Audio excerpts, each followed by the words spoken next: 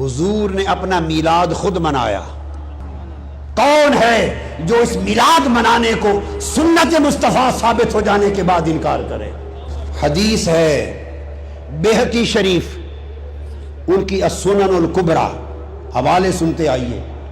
امام عسقلانی فتح الباری میں، امام عسقلانی تہذیب التہذیب میں، امام عسقلانی تلخیص الحبیر میں، امام مزی تہذیب الکمال میں، تہذیب الاسماء میں،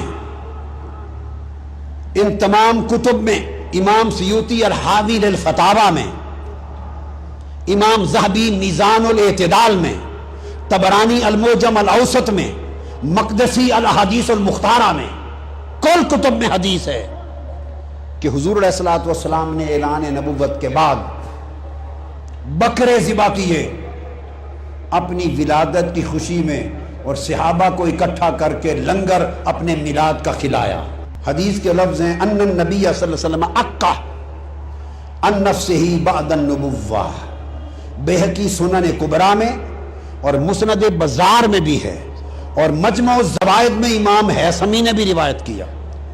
حضور نے بکرے ذبح کیے اور جمع کر کے کل صحابہ کو لنگر میلاد کھلایا۔ بعض علماء نے کہا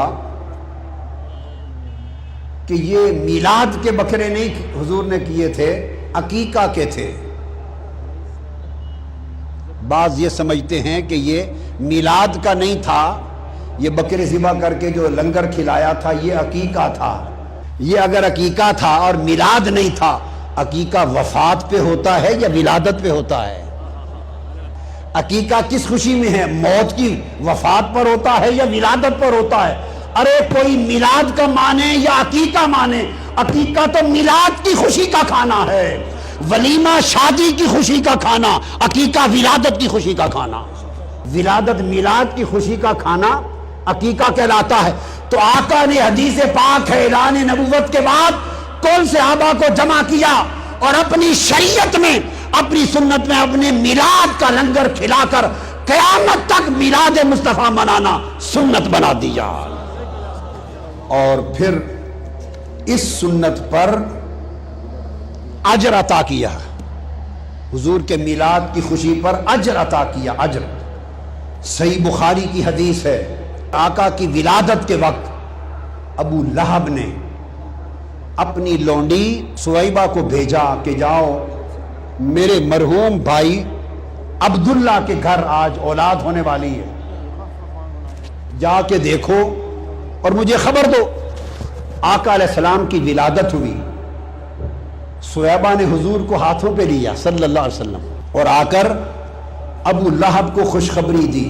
یہ حدیث بخاری شریف کی کتاب النکاح میں ہے، مصنف عبد الرزاق میں ہے، بیہقی کی سنن کبریٰ میں ہے حاضر حدیث، اور عالم عظیم علماء دیوبند کے علامہ انور شاہ کاشمیری نے بخاری کی شرح فیض الباری میں سب میں روایت کیا کہ جب ولادت ہوئی تو سویبہ نے آ کے مبارک دی، ابو لہب اللہ نے تجھے بھتیجا محمد عطا کیا۔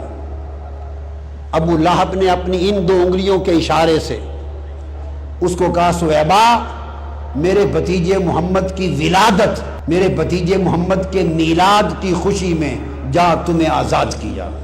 سویبہ آزاد ہو گئی۔ پھر ابو لہب وہ شخص تھا جس کی مذمت میں قرآن اترا، تبت یدا ابی لہب وتب، بدبختی میں رہا، مر گیا حالت کفر میں۔ مرنے کے 1 سال بعد حضور کے چچا اور اپنے بھائی حضرت عباس بن عبد المطلب کو خواب میں ملا۔ حضرت عباس نے پوچھا بتاؤ بھائی ابو لہب کفر پہ مرے کیا حال ہے؟ اس نے کہا بڑی بری حالت ہے، اوپر دوزخ کی آگ، نیچے آگ، آگے پیچھے دائیں بائیں دوزخ کی آگ میں جلتا رہتا ہوں۔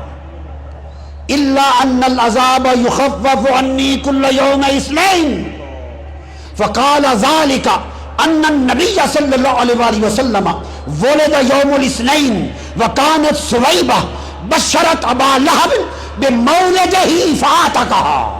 ابو لہب نے کہا کہ پورا سال ہر دن دوزخ کے عذاب میں جلتا ہوں، مگر ہر ہفتے میں جب پیر کا دن آتا ہے اس دن دوزخ کا عذاب مجھ کافر پر بھی، کافر پر دوزخ کا عذاب کم کر دیا جاتا ہے، تخفیف العذاب ہو جاتا ہے، اور میری اس انگلیوں سے ٹھنڈا پانی نکلتا ہے، آگ کا عذاب کم ہو جاتا ہے اور ٹھنڈا پانی نکلتا ہے، کچھ راحت آتی ہے، اور دوزخ کی پیاس اس ٹھنڈے پانی سے بجھاتا ہوں جو دو ان انگلیوں سے نکلتا ہے۔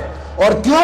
اس نے کہا وجہ یہ ہے کہ پیر کے دن ولادت مصطفیٰ ہوئی تھی، اور جب سویبہ نے آ کر مجھے میلاد مصطفیٰ کی خوشخبری سنائی تو میں نے اس خوشی میں اس کو آزاد کیا تھا۔ حضور کے میلاد کی خوشی کا عمل آج بھی میرے لیے عذاب کی کمی کا باعث بنتا اور ٹھنڈے پانی کا چشمہ پلاتا رہتا ہے۔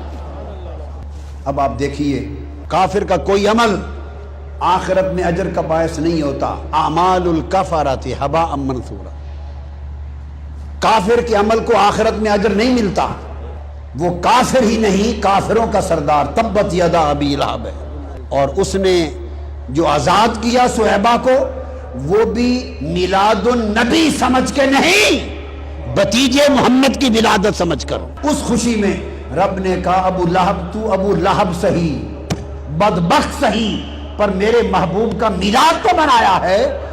اور خدا جو اس کے مصطفیٰ کی ولادت کا جشن مناتا ہے، اس پر صدقہ اور خیرات کرتا ہے، چراغاں کرتا ہے، ولائم کرتا ہے، اپنی خوشیاں مناتا ہے، خدا کی عزت کی قسم رب کائنات اسے بخشش کا پروانہ عطا کر دے گا۔